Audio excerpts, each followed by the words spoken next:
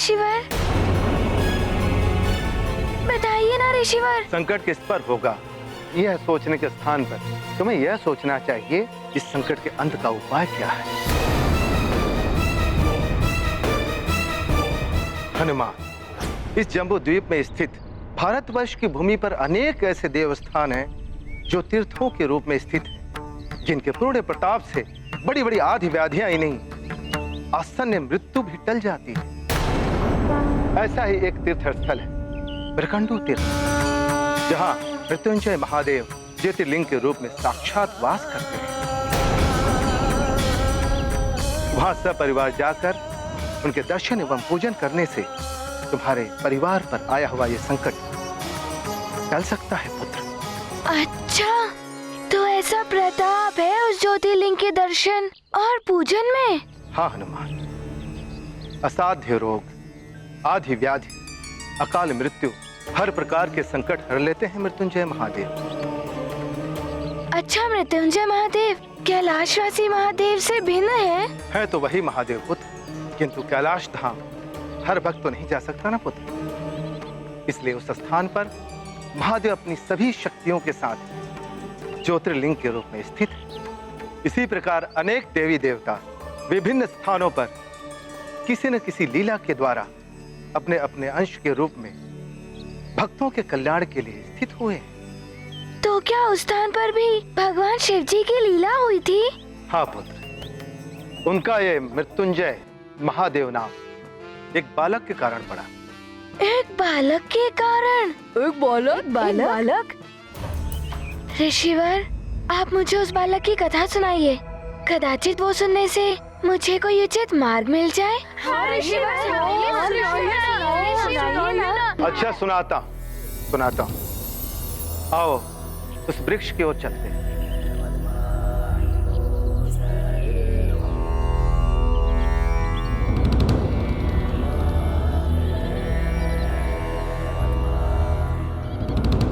बालक, आदिकाल में एक बहुत बड़े तेजस्वी ऋषि थे, मृकंडू। उनकी कोई संतान नहीं थी। एक समय की बात है, जब वे अपनी कुटिया के प्रांगण में ध्यान लगाए हुए बैठे थे, तो उनकी पत्नी मरुदमती पौधों को जल दे रही थी। जहां ऋषि पत्नी पौधों को पानी दे रही थी, वहीं कुछ बालक क्रीड़ा कर रहे थे, जिन्हें देखकर ऋषि पत्नी को अपनी संतानहीनता का दुख होने लगा। अरे यहाँ दो।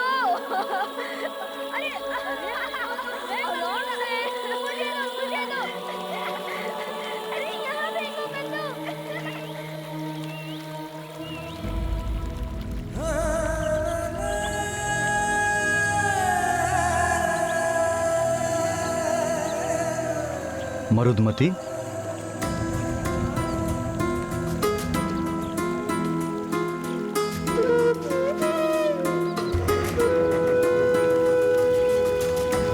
मरुदमती, क्या हुआ प्रिय? ये जल तो यूं ही व्यर्थ में बह रहा है।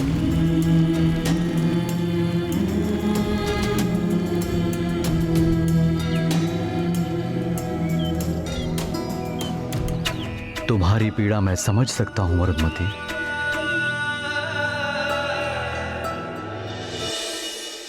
हे प्रभु, उस व्यर्थ बहते हुए जल की भांति ही मेरा जीवन भी व्यर्थ ही निकला जा रहा है। हे देवेश्वर, व्यर्थ होता है वो पौधा जिसमें पुष्प ना खिले। कोई मोल नहीं ऐसे वृक्ष का जिसमें फल ना लगे। क्यों दिया आपने मुझे ऐसा व्यर्थ जीवन प्रभु? इससे तो अच्छा होता कि आपने मुझे ये जीवन ही नहीं दिया होता।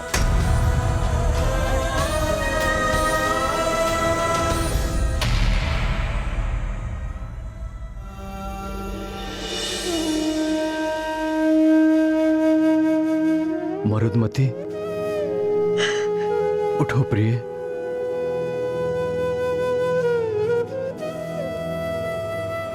मरुदमती, दुखी मत हो प्रिय। देखना, उन क्रीड़ा कर रहे बालकों की भांति एक दिन हमारा भी बालक होगा। जो तुम्हारे सोने आंचल को अपनी किलकारियों से भर देगा। कैसे होगा, कब होगा स्वामी? इतने वर्ष व्यतीत हो गए यही सुनते सुनते, अब तो आयु भी पार हो चली है। प्रिय, तुम देखना, ये महादेव ही हमारी बिगड़ी बनाएंगे। यदि ये चाहें तो मरुथल से भी जल निकाल दें, चट्टानों में भी पुष्प खिला दें।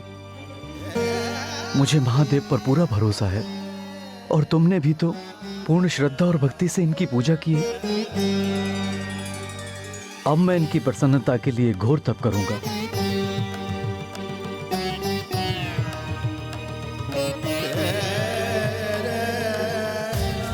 ये भोलेनाथ अवश्य ही अपने प्रसाद से तुम्हारा आंचल भर देंगे। हाँ, मेरी माँ भी मुझे कभी कभी कहती है कि मैं भी भोले बाबा का ही प्रसाद हूँ। और फिर क्या हुआ? क्या भोले बाबा ने उन्हें संतान का वरदान दिया? हनुमान, तुम्हारे भोले बाबा तो सबकी मनोकामना पूर्ण करते हैं। उन्होंने ऋषि मृकंडू को भी वरदान दिया, किंतु वरदान सहजता से नहीं मिलता। उसके लिए उन्होंने वर्षों तक कठिन तपस्या की, वो भी बहती हुई झील में एक पांव पर खड़े रहकर। एक पांव पर? हाँ, वर्षा, धूप, शीत, कुछ भी हो, उनकी तपस्या अनवरत चलती रही।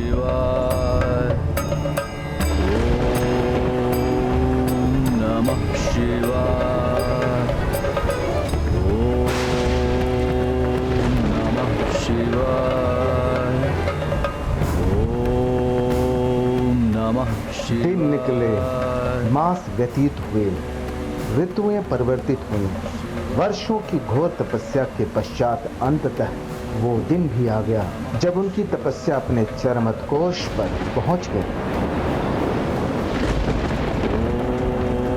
ओम नमः शिवाय, ओम नमः शिवाय, ओम नमः शिवाय। नेत्र खोलिए ऋषिवर मृकंडू।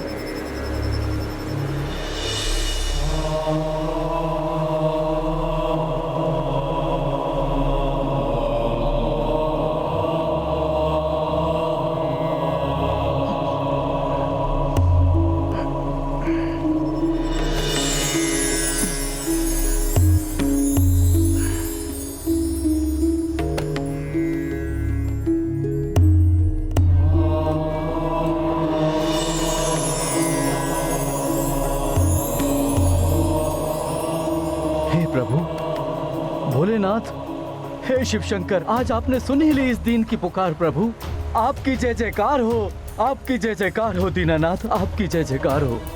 ऋषिवर मृकंडू, आपकी तपस्या सफल हुई। कहिए, क्या अभिलाषा है? हे देवेश्वर, आप तो अंतर्यामी हैं प्रभु, आप तो सबके हृदय में वास करते हैं, आपसे कुछ भी नहीं छिपा है प्रभु। किंतु इच्छित वर तो आपको प्रकट करना ही होगा ऋषिवर। हे प्रभु, ना तो मुझे धन संपदा की इच्छा है और ना ही राजपाट की अभिलाषा। मात्र एक संतान का वरदान दे दीजिए प्रभु। ऋषिवर मृकंडू, आप संसार का कोई भी अन्य सुख मांग लीजिए, आपको प्राप्त हो जाएगा। किंतु आपके भाग्य में संतान का सुख नहीं है।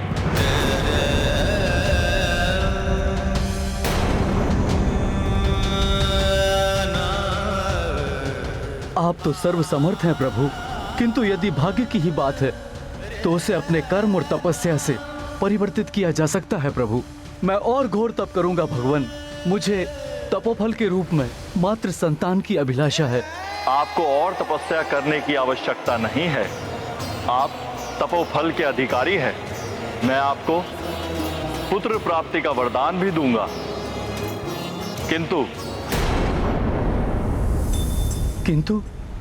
किंतु क्या प्रभु? ऋषिवर, आपको दीर्घायु पुत्र एवं तेजस्वी पुत्र में से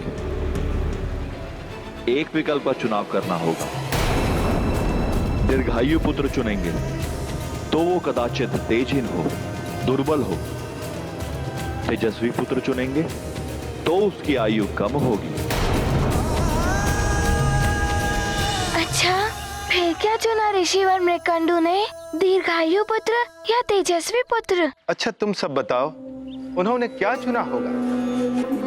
तेजस्वी पुत्र जो विद्वान और अपने कर्मों से अपनी एवं अपने कुल की कीर्ति को बढ़ाए, जिस पर माता पिता को गर्व हो, या दीर्घायु पुत्र जो बहुत लंबे समय तक जीवित तो रहे किंतु अयोग्य हो, दुर्बल हो?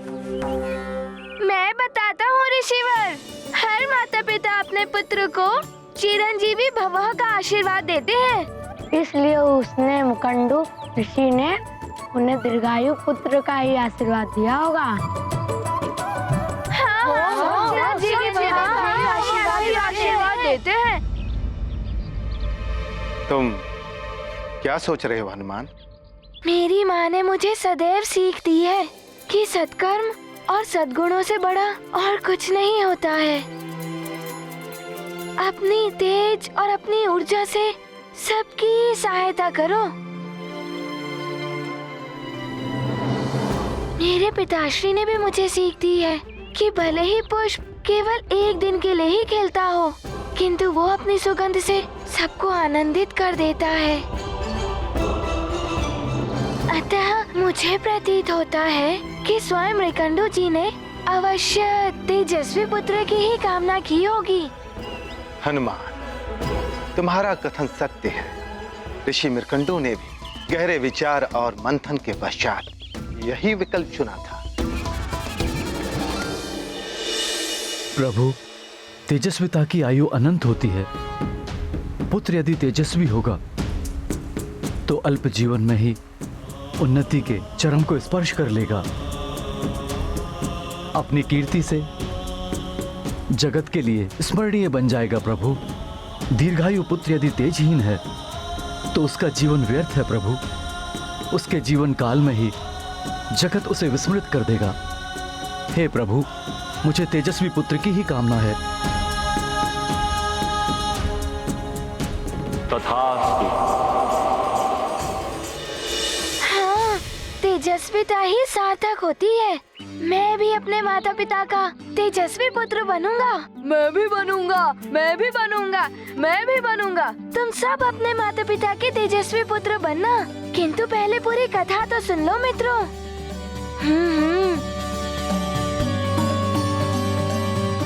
फिर क्या हुआ ऋषिवर? फिर कुछ समय के पश्चात मृकंडू ऋषि एक पुत्र के पिता बन गए। उनकी पत्नी पुत्र को पाकर सारा दुख भुला बैठी। बड़े प्रेम से उन्होंने अपने पुत्र का नाम रखा मार्कंडेय। मार्कंडेय? हाँ, तेजस्वी पुत्र मार्कंडेय, जिसकी कुंडली बनाने के लिए स्वयं देवर्षि नारद पधारे थे।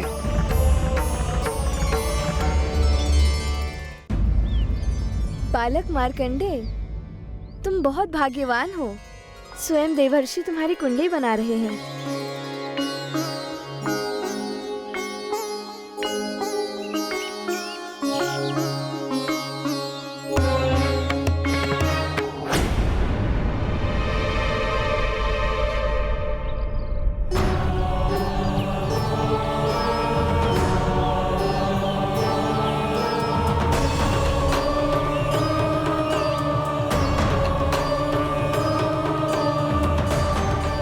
ये हो गए शिशु के ग्रह गोचर।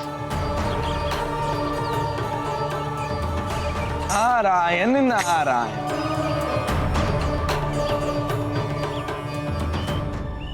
ऋषिवर मृकंडू, सूर्यदेव के समान तेजस्वी है आपका पुत्र मार्कंडेय।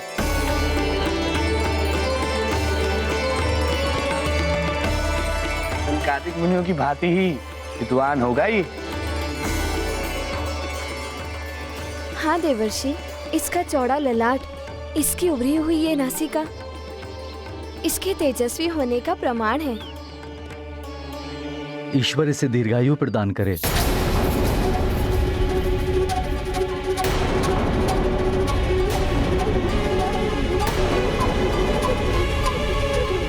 देवर्षि,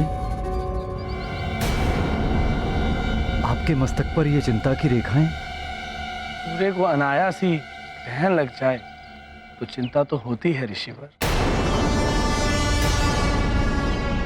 कुंडली के अनुसार मार्कंडे अल्पायु का बालक है।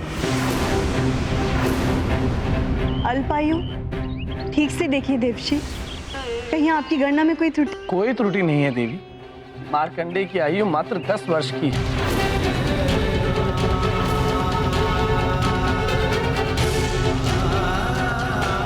नहीं, महादेव ने स्वयं मुझे मात्र का सुख प्रदान किया है। वो इतने शीघ्र मेरा आंचल सुना नहीं कर सकते। मेरे प्रभु इतने निष्ठुर नहीं हो सकते। महादेव इतने निष्ठुर नहीं है मरुदमती। हमारे भाग्य में तो संतान का सुख था ही नहीं। वो तो ईश्वर की कृपा है जो हमें ये आशीर्वाद प्रदान हुआ। किंतु क्या स्वामी? महादेव ने मुझसे कहा था, दीर्घायु अथवा तेजस्वी पुत्र में से मुझे किसी एक को चुनना होगा, और मैंने तेजस्वी पुत्र को चुना।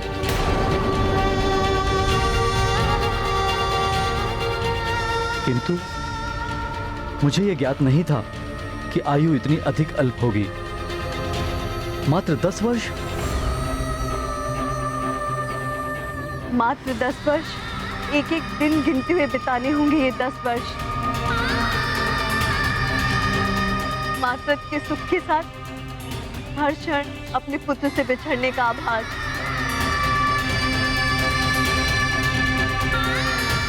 ये वरदान है या अभिशाप?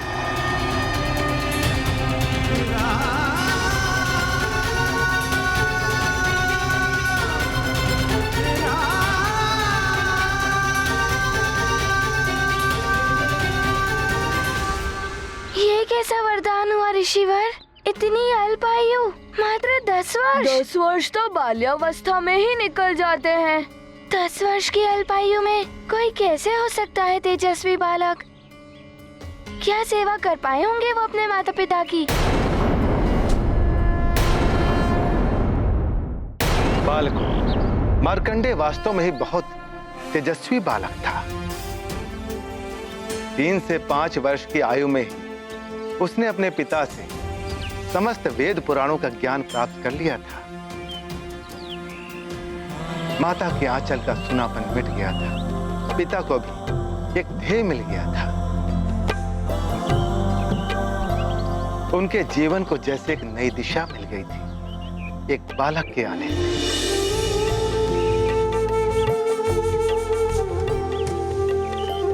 एक और मार्कंडे का ज्ञान दिन प्रतिदिन बढ़ता जा रहा था, तो वहीं दूसरी ओर उनकी माता मरुदमती की ममता भी पुत्र के लिए बढ़ती जा रही थी।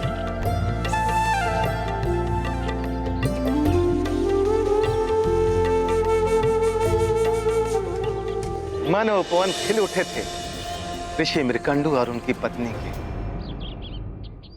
5 वर्ष का मार्कंडे अपने माता पिता की सेवा में लगा हुआ था। दौड़कर पुष्प लेकर आता पूजा के लिए, यज्ञ की वेदी सजाता, मां से पहले ही भागकर जल लेकर आता। अपनी माता पिता की सेवा में उसे बहुत आनंद आ रहा था।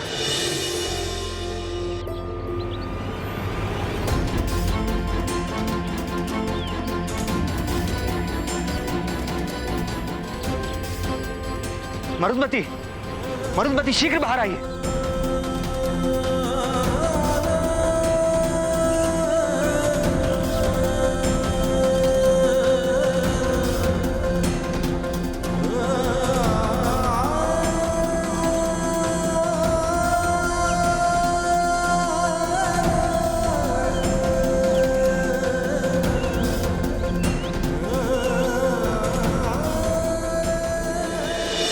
सत्य है ऋषिवर, अपने माता पिता की सेवा करने में तो मुझे भी बहुत आनंद आता है।